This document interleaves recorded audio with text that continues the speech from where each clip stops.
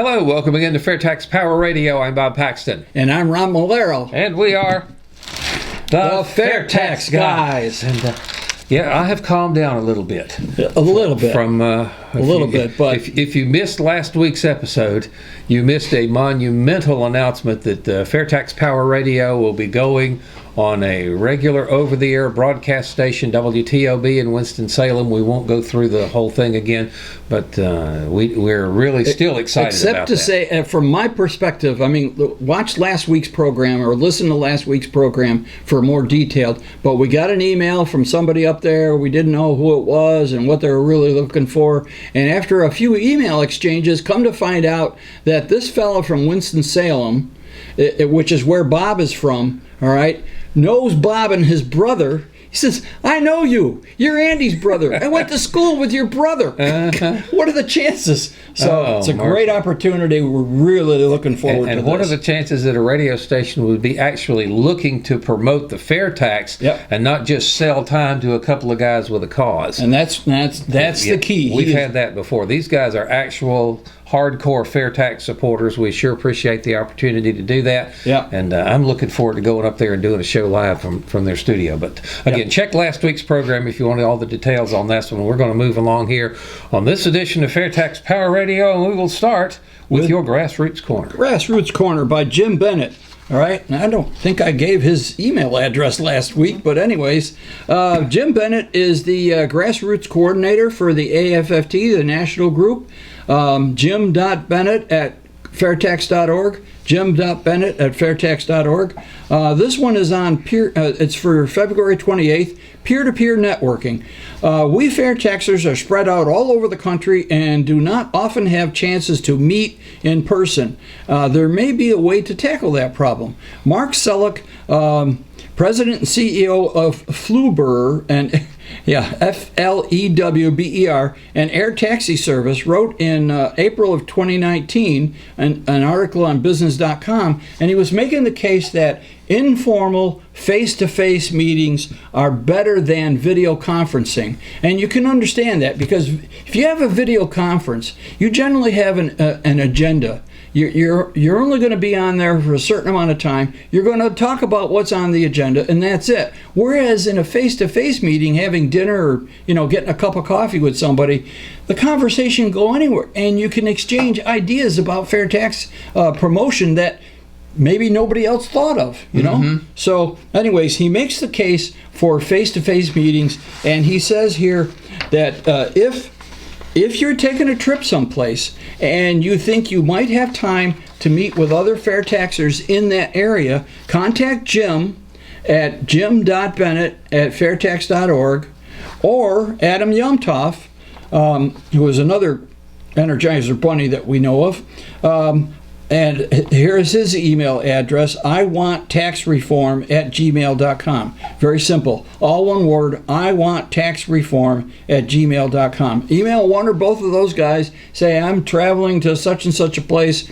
Are there any FAIRtaxers there? I'd be willing to meet with them for an hour or so. That's cool. Yeah, that's a good idea.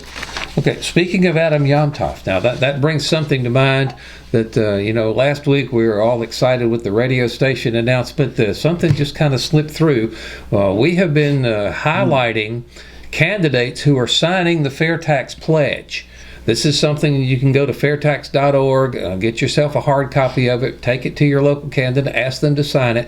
And we're asking people out there watching the program, listening to the program, to take these FAIRtax pledges out to as many local candidates as they can. And if you can get one to sign it, especially get one to sign it on camera, be it video or stills, it doesn't make any difference.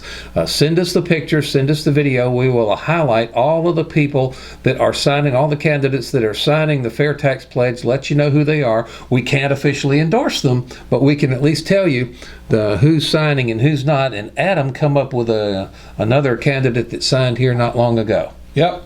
Alan Waters of Rhode Island. He's running for Senate, the U.S. Senate from Rhode Island. And on the FAIRtax official Facebook page, they got some nice pictures of Alan here with the FAIRtax Pledge. I've seen posts from Alan for well over a year. He is a true FAIRtax supporter, and it would be great to get another FAIRtax supporter in the Senate. We have mentioned him before on the program, but just recently he actually put his signature on the pledge. That's right. So thanks to Adam for making that happen and getting the pictures down to us that we can share with you. And again, if you've got a candidate in your area, especially one for Congress, but if it's a state level, if it's something, it doesn't necessarily have to be for the U.S. House or the U.S. Senate, any candidate running for any office that you can convince to sign the FAIRtax Pledge, that he or she will support the legislation. Of course, the congressional candidates can only follow through on the part that says, I'll vote for it if they bring it to the floor. But take video, take still shots, send us here, send us your name. We'll certainly give you credit for doing that. Absolutely. But we want to show folks that candidates literally all over the country are signing the FAIRtax Pledge, and those folks that say, well, there's no movement in the FAIRtax movement right now or just don't have it quite right. Oh, yeah. So that's a good step. It's a step in the right direction. So we need more of them, and we need your help to get them. So and speaking of movement within the FAIRtax organization, we've got a lot of stuff happening at state levels. Yeah. We'd like to see it happen at the national level, but the way the founders envisioned things, they thought that the states would be laboratories for trying out things. And what turns out to be a good practice at the state level, we can adopt nationally. What turns out to be a not so good practice at the state level, we can avoid nationally. Well, we've got several states that are working on an actual fair tax, like Alabama is, and some other consumption tax related stuff, trying to get rid of property taxes, trying to get rid of income taxes.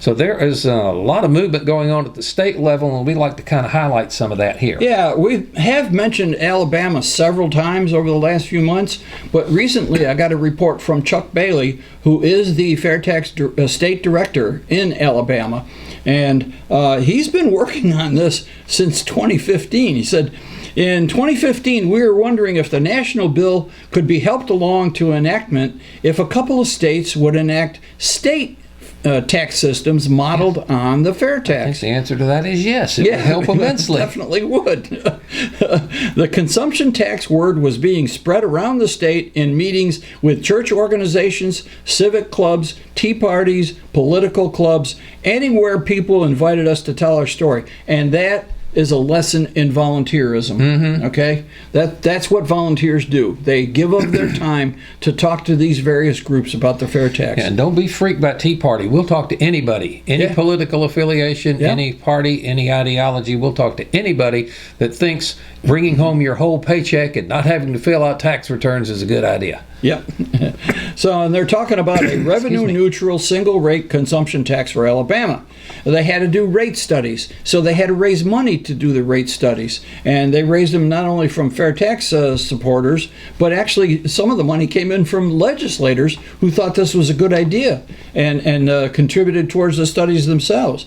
And they finally came up last June with the Alabama Economic Freedom Act. In addition to that, they have to pass a constitutional amendment to get rid of the part of their constitution that allows income taxes and some of these others. So they're going to wipe out everything they have, right? Get rid of their version of the 16th Amendment here. Yep. Says the effort is privately funded and constituent supported by FAIRtax volunteers. All bill writing and studies have been funded by volunteer donors from Alabama, including legislators. All right. It is defined to totally repeal the current state income tax, the state sales tax, and all city and county sales taxes, replacing them all with a single rate consumption tax and a monthly refund called the prebate. Yep. So getting rid of the city and county level sales taxes could be a bit of a sticking point, because obviously those folks are not going to stand for having their revenue completely cut off. And they've got to figure out a way how to share replace that revenue that the cities and counties will be losing from their sales taxes with the state level sales tax. And they'll get that all figured out. Yeah, and that's why it's taken 5 years to get it together. Because they've had to hash all that out. So and Chuck Bailey has been in charge of this. Give him credit. So They have a short bio on Chuck, and I'm just going to read. Most of his retirement time is spent pursuing enactment of the FAIRtax Act. Yeah, that's good. We know how that goes. That's another place that we eventually hope to be able to go up to in person and do a FAIRtax Power Radio episode from up there and talk about it. The logistics of our travel just haven't been too good over the past little while. Yeah, we had a couple opportunities, and Bob and I just were not able to get there. So, anyways, Alabama again is not the only state that's doing this. You remember we talked about this a while back. That Texas passed a constitutional amendment prohibiting a state income tax. Now it's significant they don't have a state income tax now, so they're not wiping a state income tax off the book.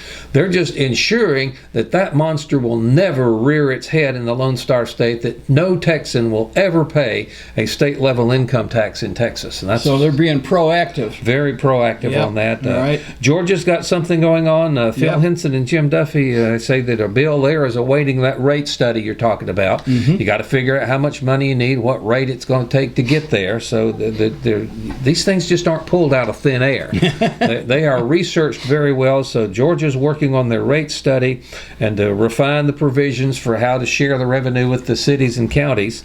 And so he thinks they're going to figure that out. And so Georgia is still well underway. Yep. And Idaho has House Bill 359 to replace property taxes by constitutional amendment with and legislation that will eliminate all property taxes in the state and simultaneously replace the lost revenue from said property taxes with increased collection of sales tax. And they give they're also doing rate studies, and hearings are ongoing. So they're working towards changing things towards the sales tax. Now, if I'm not mistaken, the Georgia one they're working on is like the Alabama one. It's got a prebate. I believe so. I'm not sure that that's the case in Idaho. But I think that's what I've heard from Randy. The prebate, you get back the taxes that you don't owe, and you don't owe anything until your spending exceeds the poverty level for your household size. We've gone through that a lot. Minnesota's got something going. It's a bill to relating to taxation, eliminating income and business taxes, replacing them with a sales tax, and they use the words fair tax to describe what's going on in Minnesota. Hopefully that means it's modeled on the FAIRtax that we're talking about. There have been some places that have used the words fair tax to refer to some other kind of scheme, and we've got to keep an eye on that one. So hopefully they're talking about a consumption tax with a prebate is basically what we mean with a fair tax. And of course they're awaiting further study in Minnesota, and Nebraska's got a bunch of stuff going on there. Yeah, has several tracks pending on reform of property taxes and repeal and replacement of income taxes with a broader based sales tax. Legislative Resolution 300CA, proposed constitutional amendment requiring consumption tax be imposed on all new goods and all services purchased in the state. Hearing has been held, and further proceedings are expected, and they go on. So we have a number of states that are diligently working towards getting rid of their income tax and going and changing to a consumption tax, which is like the national FAIRtax bill. Yes, and just like we've mentioned several times here on FAIRtax Power Radio, if you're looking to start a state-level organization to promote H.R. 25, the national level FAIRtax, we've got resources to help you with that. And of course, if you want to take that down, if you want to try to start putting a group that would advocate for a state-level fair tax in your state, we can have resources again that would help that as well. So whether you want to help it on the national level or help it on the state level first, I got to believe if we can get this going in a couple of states and people can see firsthand how well it works and how quickly people decide they like not filling out income tax returns, they like not having withholding, they like getting a prebate, a tax refund every month, why would they continue to be, as we were talking about last week, stuck on stupid and want to stay with the income tax? It's just not going to happen.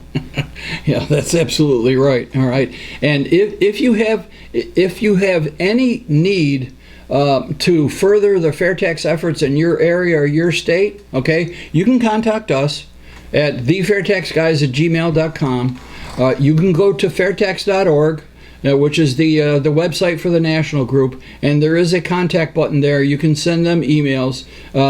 We have a number of those board members for the national group that are here in Florida, and they're always busy, checking emails and responding to people and so forth. And that's how we'll get it done, by you folks helping us out. All right. We got a couple of little other things we want to touch on during this episode of FAIRtax Power Radio. We can do yours first about the Maryland farmer. Oh. You've got that sitting right in front of you. This is insane, folks. If you want to know why we need to get rid of the IRS, pay attention. One more reason, All right, Maryland farmer harassed by IRS for doing absolutely nothing wrong, okay? And this is from the Convention of States blog of February 20 of 2020, so just recently, okay? Hardworking dairy farmer Randy Sowers was making a bank deposit in 2012 when the teller suggested he keep his business deposits under $10,000 to avoid extra paperwork, which, as it turns out, was a very bad piece of advice.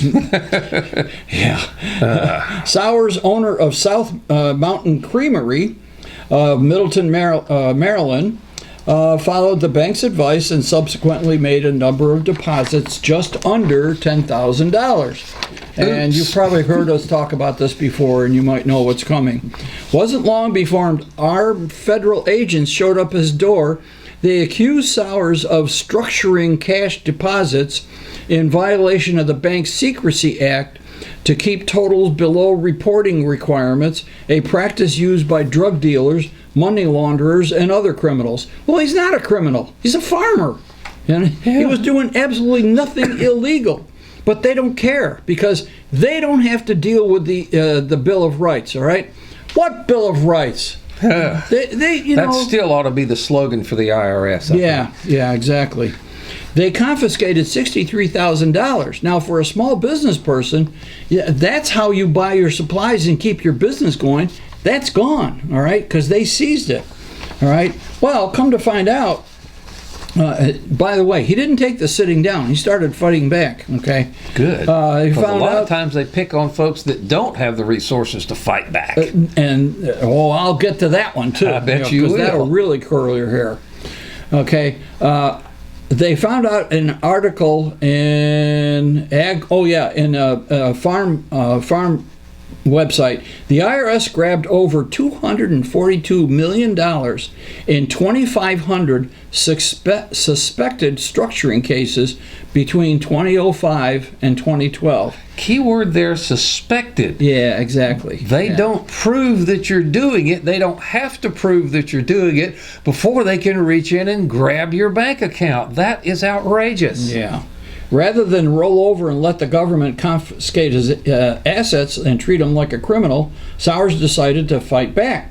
First, he went to the press, and then his case was picked up by Institute for Justice, all right, a legal advocacy group, okay? This kicked off a 4-year ordeal. 4 years. And who pays the legal bills? Well, let's see. Sowers had to pay his legal bills, and who pays the IRS's legal bills? We do. We do, yeah, okay. To make matters worse, the prosecution of Sowers was backed by none other than Maryland U.S. Attorney General Rod Rosenstein. I've heard that name before. Yeah, we have, haven't we? Who wanted to make an example of Sowers because he had gone to the media. Oh, you can't let a private citizen buck the system here. My gosh. Mm-hmm. All right. My story could belong to any farmer or any business owner, Sowers says in the Farm Journal. People have almost no idea what the feds will do when they want to hurt you. What kind of power-hungry bureaucrats do we have when guilt or innocence plays no role in the system? And again, this civil asset forfeiture was created by Congress back in the 70s to fight crime. It was a way to catch up with drug dealers, pimps and so forth, people making money illegally and moving it around from place to place. So they put this law in effect. If you transfer more than $10,000, it has to be reported to the IRS. Now, I have no problem with that for fighting crime, but they don't only use it for fighting crime. unfortunately, a lot of very innocent small business people get sucked up on this, and they don't care. And I can prove that they don't care, because I have to take a drink here because I'm really dry. Getting mad too, I tell you. 91. Here's an article from 2017, not that long ago. Now, Sauer's problem was in 2012. Took him 4 years to resolve it. 91% of IRS seizures from structuring involve lawful taxpayers. Whoa! 91% involve lawful taxpayers. Wow. Did nothing wrong, and yet they got their assets seized by the IRS. And let's find out why. This is by Robert W. Wood in Forbes.com, April 5th, 2017. The Bank Secrecy Act requires financial institutions to report currency transactions in excess of $10,000. And again, it was created to fight crime. The report isn't rosy.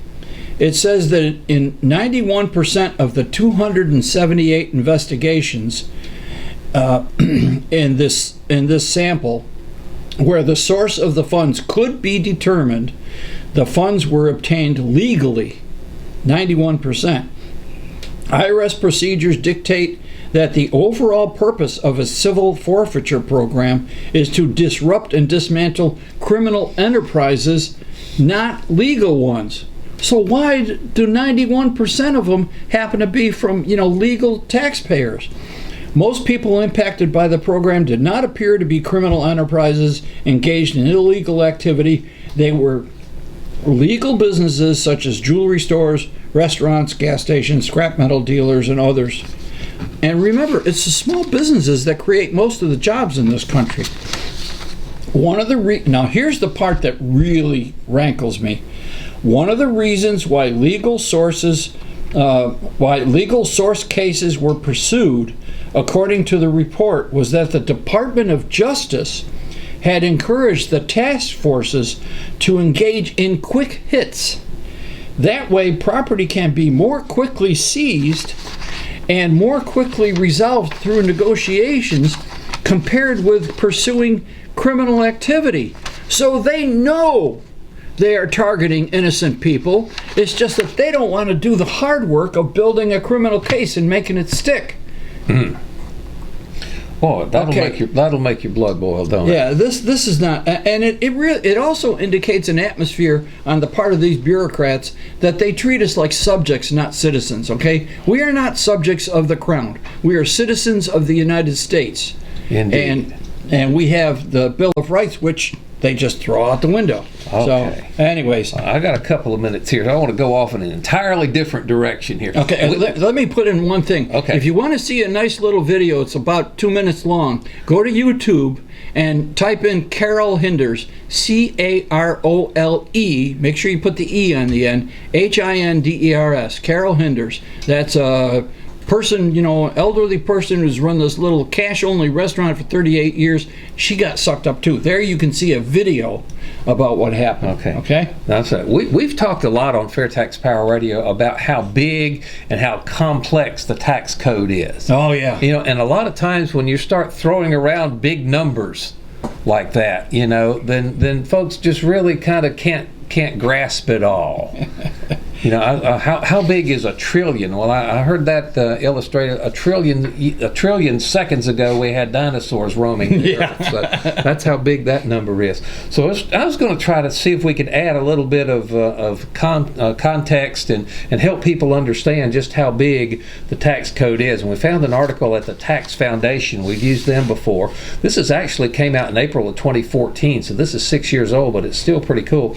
They said they caught some heat for saying that the tax code was 70,000 pages plus. That's a number we use a lot. But the Joint Committee on Taxation that says it's only 2,600 pages because the 2,600 pages is just the statutes. Oh, yeah, but... Yeah, the literal statutes that Congress has passed, this is Title 26 of the U.S. Code, Government Printing Office sells them. It's spread over 2 volumes. Again, this was 6 years ago. One of the books has 1,404 pages. The other one is 1,248 pages. A total of 2,652 pages of statutes. Yeah. Now, if they figure roughly 450 words a page, that's well over 1 million words of tax code in just the statutes. And you're supposed to be satisfied with that figure, right? Yes, but now, and the way to compare this, if you consider 1 million words of just the statutes, not all the other stuff that goes into it. The King James Bible, 788,280 words, so just the statutes is longer than the Bible. War and Peace, that's even shorter, 560,000 words. So the tax code is roughly 2 copies of War and Peace, which I understand is a pretty thick book. And the Harry Potter series is about the same, just over 1 million words. But you got to add to the statutes the regulations. Yeah. Because the Congress just kind of sets, this is the policy we want to go. This article says, a tax practitioner who relies just on the tax statutes will go to jail because so much of the federal tax law in IRS regulations, revenue rulings, and other clarifications. That's where all the rubber meets the road is. Congress sets down a policy, leaves it to the IRS to write all the rules to implement it. So if you add that to the pile, then that's about 9,000 more pages. Then there's statutes, regulations, case law. So the 70,000 is a pretty good. But you're talking about, again, just the statutes. Longer than the Bible, longer than almost twice the length of War and Peace. So that's just insane. And I got this from Rudy Tremmel many years ago. It was 2011.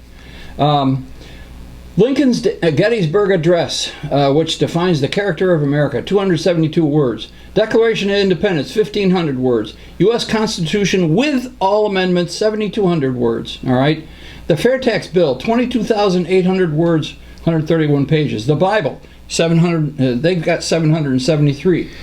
IRS tax code regulations, over 10 million words, and at the time 72,000 pages. All right, that was what, 9 years? No, 9 years ago. Yeah. Okay, so and again, we realize a lot of those 22,000 words and 131 pages on the fair tax is reference to these statutes that are going to be repealed, because the statutory authority to collect an income tax goes away with the fair tax. And man, that's a lot of stuff to cram into one program, isn't it? It is. So again, we'll ask people if they want to see the fair tax enacted, join AFFT, go to fairtax.org, sign that, join the 1040 Club, contribute $10.40 a month to make the Form 1040 go away. Yeah, those monthly commitments are very important. Yeah, write letters to the editor, call your local talk shows, take a scrolling banner here to your candidate's town hall. Yeah, this is required.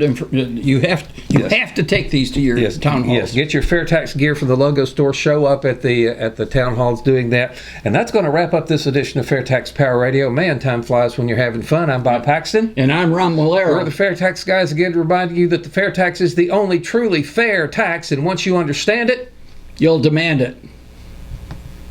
So tell me how it works. It's probably changed since the last time I saw it, but the short answer would be, you want to take this one? Oh, sure. Okay.